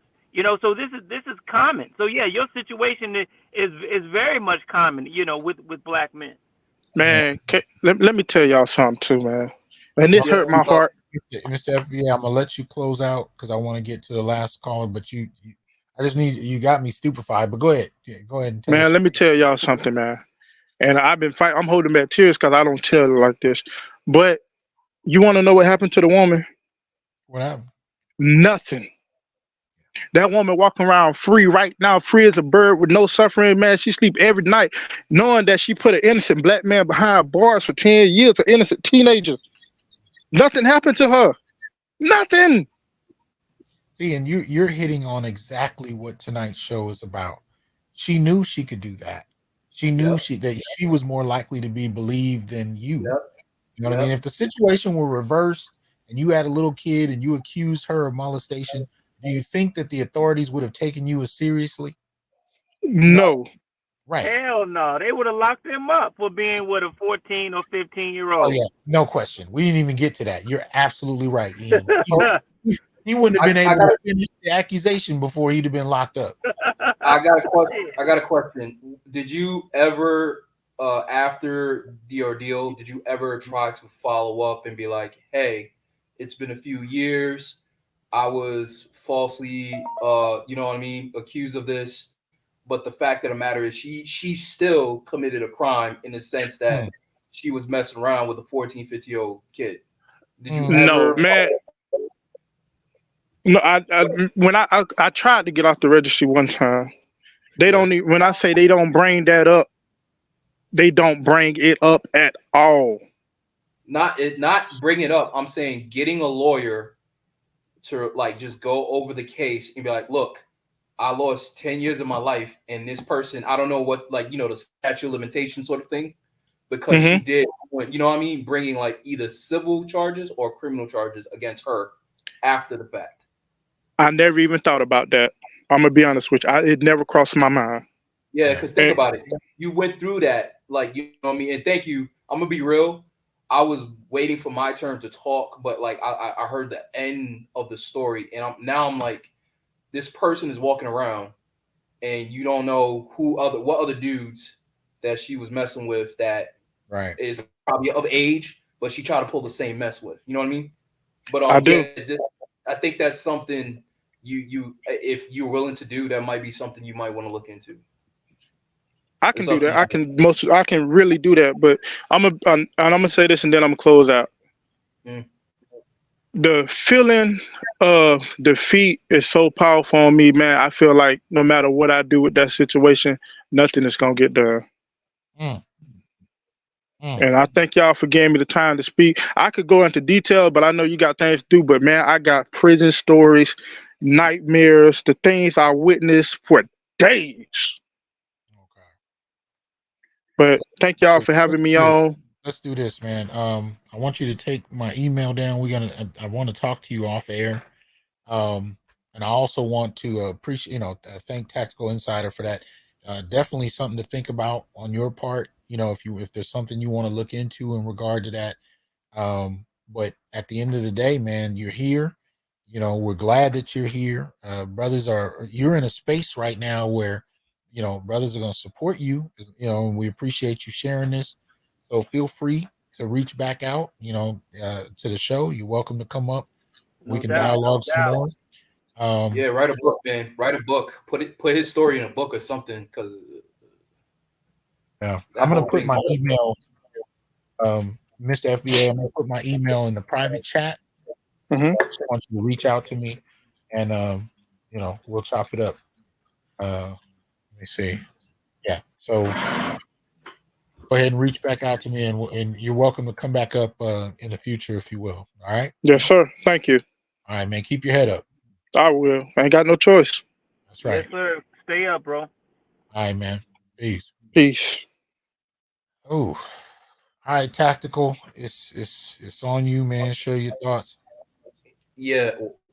First off, Dr. Johnson, thank you for having me on. Been watching for the past couple weeks. I'm a new subscriber. I just came across your work, and I think I saw some of your stuff on, I guess, other channels, but not necessarily from this new thing with the black male experience, but I think from the feminist perspective, I think. But yeah, thank you for having me on. Number two, That gentleman's story, that was freaking crazy. Like straight up. Man. Yeah. It was pretty crazy. But basically a lot of the stuff that you talk about in regards to some of the conversation topics I've lived, as far as like the whole like you talk white and all this other stuff, the difficulty with dealing with black females. And I used to focus specifically on that, and I got a bit older, and I think from my perspective, a lot of the issues that we're dealing with, I'm coming from the evolutionary psychology perspective, right? Okay. The female was never meant to be equal to the male. And I'm not talking about like I'm better and you're whatever, but I think generally speaking, because of how they evolved, right? Whenever they get some sort of authority or power over the male, based on how they mate, they're more dismissive or disregarding of the male specifically. So when they go above them, they're more dismissive because it's part of how they pick mates. It's specifically about how they pick mates. And so what's happening fundamentally, I think, in the Black community is that because whether or not you believe it, there's an agenda going on or whatever, and I can pull up papers, documents. I think there's something going on where they know in order to lower the population or to get some sort of control, they put the female on top, because the female's natural instincts, when she rises above the male, her instinct is not to carry the male. Her instinct is to gather resources to feel safe. And if you are a male that does not fit up to her standards, she will not deal with you and she will not mate with you. And how that expresses itself is disdain, disregard, and stuff like that. And it's not just the Black community. I think it's just culturally how we are as Black people. That's just another layer onto it. So if we can solve for the evolutionary psychological aspect of it, where it's kind of like, hey, look, the natural order is men on top, females under the men, and then the children, quote unquote, whether you believe in a biblical perspective or not, that's the natural order and how to raise the nuclear family, in my perspective. I could be wrong on that. And so it feeds it. Go ahead, my bad. No, go ahead. Finish your statement. Yeah, and mainly like gentleman Ian, my apologies. I think that that's where a lot of people's misunderstanding comes from, and understanding what's going on. Why is a Black female this? Why is a Black female that? It's not just the Black females, like Spanish females, women in general. That's the reason why you start noticing, if you pay attention to culture, that's the reason why they're pushing it, because you're starting to realize as the female rises and they start to effeminize the environments, they start to kick out the males. And what happens is once they gain control of that, right? Remember, I don't know if you're into like Socrates or Plato, I forgot which one had said it. If you make women your equals, they become your masters. And eventually you start to see the collapsing of populations. The birth rate starts to drop. Are you saying Socrates said that? Socrates or Plato, whichever one said yes. Yeah, one of those. Like look it up. The thing about Dr. Johnson, did you come across that? This is interesting. I haven't. So here's the thing. You know what's funny? So the thing about it is this. So I came into this space more particularly because I'm being real upfront. I used to have issues with women because I didn't understand what the spite, right? And so when I started to look into certain things, and the thing about the feminists, right, radical feminists, for all the BS narratives that they build, if you actually look through history, there really was a sort of misogyny in certain like older cultures, but there was a reason for it, because there's something about the female psychology when it gains power, when it gains dominance, it has sort of like a neuroticism about the male, because the male is dangerous, the male is more powerful than them, and so they react in a way that helps them to like feel safe by getting rid of the males. Unless you over here, we I've covered this in a number of different shows, but two shows that I would point out, or two concepts I would point to most. First was I covered a paper by Errol Miller, who was a scholar that was dealing with Jamaica, and he talked about in the last 120 years the method used by Europeans to overturn Jamaica in terms of female primacy and male subordinate behavior. That we look at that dynamic, and that becomes the blueprint that we see, in terms of what's also happening in the Black community here. Yeah. The second one I would point to is I don't know. Hold on. Wait a minute. Bear with me. Let me kind of open this up more. Wasn't planning to do this, so hopefully this will be visible to some extent. So this is we deal with subordinate male target hypothesis, and we look at the work of James Sedanius. And Sedanius is primarily breaking down how whenever you have, and I'm just really, watering it down, whenever you have one group that's been dominated by another, there's a certain set of gender politics that play out. And they kind of deal with some of the concepts you're referring to. This might be something you want to explore if you haven't already. James Sedanius' work, but particularly look for subordinate male target hypothesis, where he talks about arbitrary set discrimination and the various ways that dominant and subordinate groups interact on gender terms. And you'll find that the subordinate male is usually the target, and the subordinate female is usually offered access to a greater degree, especially in regard to the quote unquote dominant male. And he wasn't talking about the Black community per se. He was talking about this cross gender, context. period. Yeah. Holy crap. I need to look this dude up. My apologies for person, but like it's a lot of it, like, and I started to realize that it's evolutionary psychology. It's just how we were designed, right? Because think about in the past, right? In the past, the female was not allowed to, I guess, go into the public sphere, right? She was kept at home, right? And the male went out to work, and he did all the dangerous jobs. He fought the wars, he hunted. And so there was a sort of like an equal sharing of responsibility, right? The female traded access to sex for resources.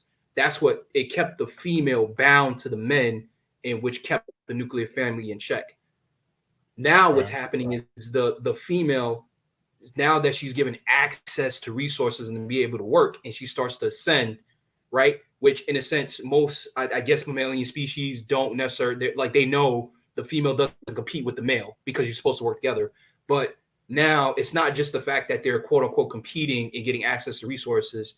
Now society, due to, in my opinion, there's an agenda, right? In terms of population, they understood the principle that the doctor that you brought up, they understand that, once you put the female on top, and based on the fact that the way she picks a mate is she picks a mate that's better than her, that can provide resources, that can secure safety, she dismisses all the other men or males. So you're saying essentially that most Black women are squirrelers or aspiring to be, is what you're saying?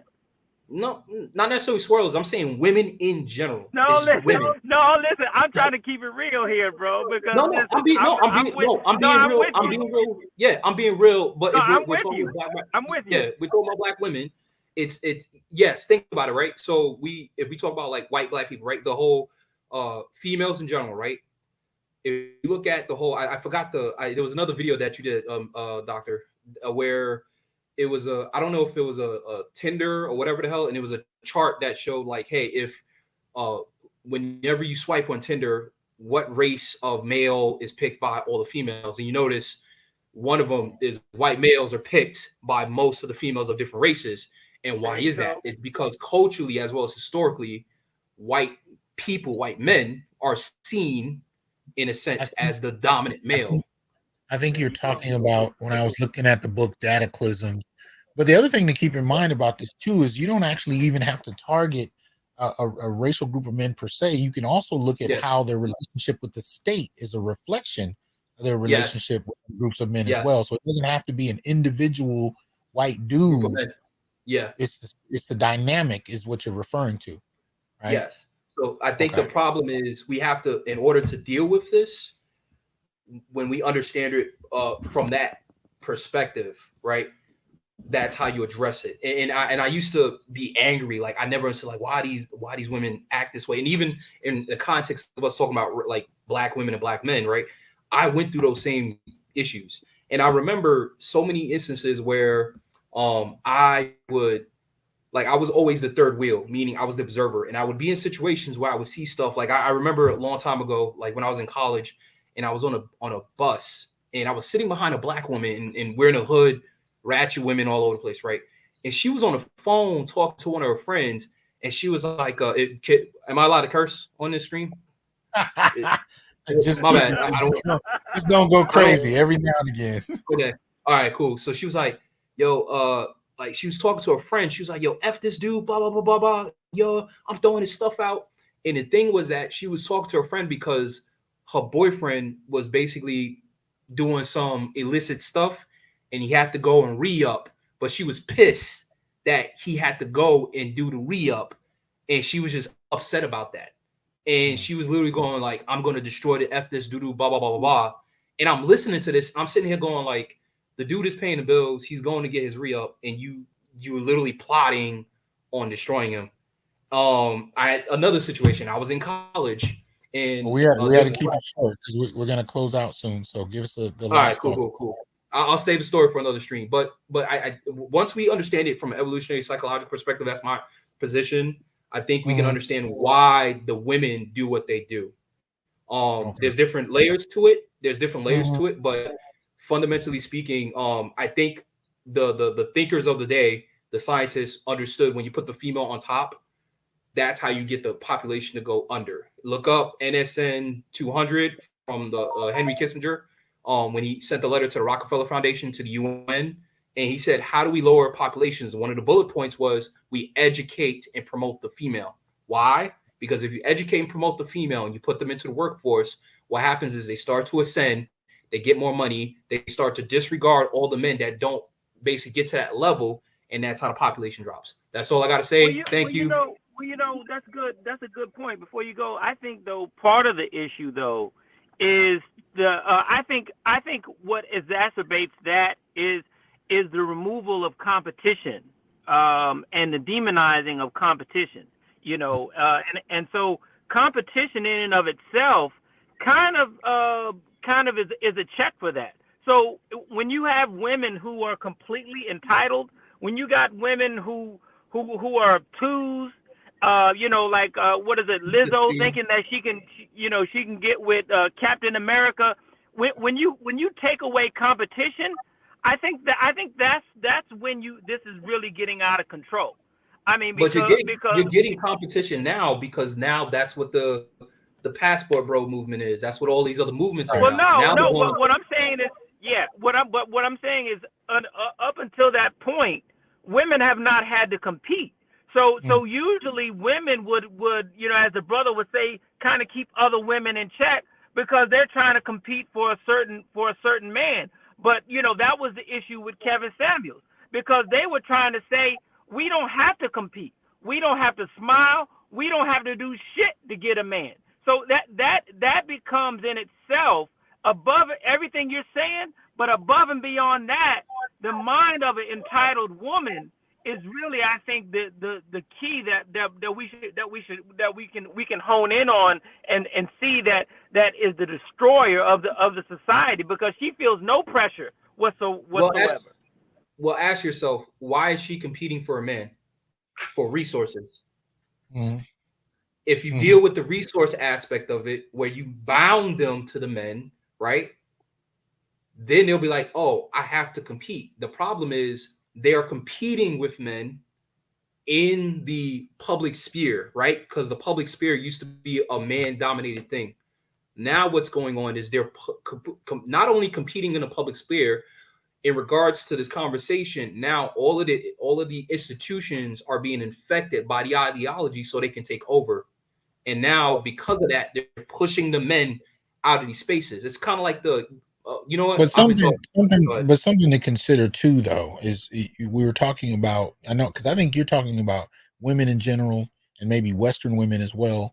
But one of the things we talk about in terms of Black women in particular, in relation to what you're saying, you might want to examine Moynihan's scissors if you've not already done so, right? Where one of the things they found in the mid 20th century is that other groups of women, their relationship to their men in regard to marriage went up or down based on how much access men had to employment.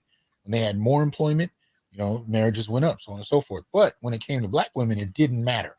If Black men had more employment, lesser employment, it didn't really affect Black women the same way other groups of women were affected.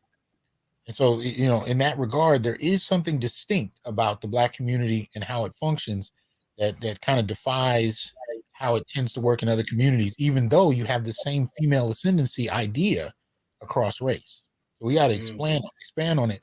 But I do need to close out. So if you have a brief closing thought, I'm gonna get to you. I'm gonna let you do that, and then we'll get to Ian for his. Yeah. So I think at the end of the day, all of the groups within the Black manosphere, you might not be a part of that, but the men in general, but particularly Black men, in order to solve a lot of the problems, because it's not just us seeing what's going on and quote unquote complaining about stuff or bringing out our issues, I think we need to sit down and hash out a structure on how to act and how to behave. And if you do not follow that code, that's it. You don't get invited to the cookout, quote unquote. You know what I mean? You don't, you know what I'm saying? But it has to be, we have to sit down and be like, here are the 6 rules on dating. Number 1, don't date single mothers. Number 2, don't date a woman that doesn't have both parents. Number 3, you know what I mean? Well, and you just started your channel? Is that what you were saying earlier? Oh, no, I haven't started a channel at all. Oh, I was saying we should, as the. Go ahead. I apologize. Go ahead. I'm saying collectively as a whole, whatever the main issues, let's say it's like 3 or 4 main issues, we have a council. We sit down as the thinkers and go, hey, these are the 4 major issues that we need to resolve. Let's set down rules so that the rules can be pushed out so that we can start following those rules in order to fix the problems that we're dealing with. And that's all I got to say. All right, man. Well, I appreciate you coming through. And if you do decide to start a channel, let us know, so you can have these kind of conversations and build exactly what you're talking about. But I appreciate it, man. Thanks for coming through. All right. Appreciate it. Thank you. Have a good night, gentlemen. Later. Peace. All right, Ian, the floor is yours, man. Any closing thoughts? Yeah, I mean, he's on the right track, but there's other layers, kind of intricately woven, and as you pointed out, particularly again, the Black woman is a unique character within that male female dynamic, behavioral dynamic. Again, they have been put in a position that no other woman has put in. Yeah, Black women may economically be below other groups of, particularly white women, but you have to judge women based on the culture and the family group that they come from, right? When they see themselves above their fathers, above their grandfathers, so on and so forth, right? They don't have to be above white folks. Really, to really become this Satan or this destroyer of a community, because all they have to do is get out of the parameters that they have seen themselves for decades or for centuries, right? That's all it takes for them to change their mindset to where they are no longer operating within that normal feminine or female behavioral dynamic. I mean, I'll give a story. Working at this church, right?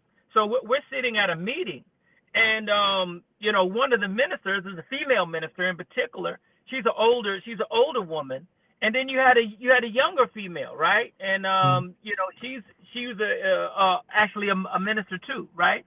So the older woman was just telling the story of her life. She told one example of when her husband gave her a car, and she said, and she got angry because it wasn't the car that she wanted, right? and so she was just telling the story. I forgot how it came about, but then she talked about how she was married, and she talked about how she basically got tired of her husband, and they both had a house, and she said she threatened her husband, saying, if you don't leave the house, I'm gonna have my brother, my cousins, or these other men come and put him out. The younger minister, the female, she started laughing and applauding this. Wow. Right?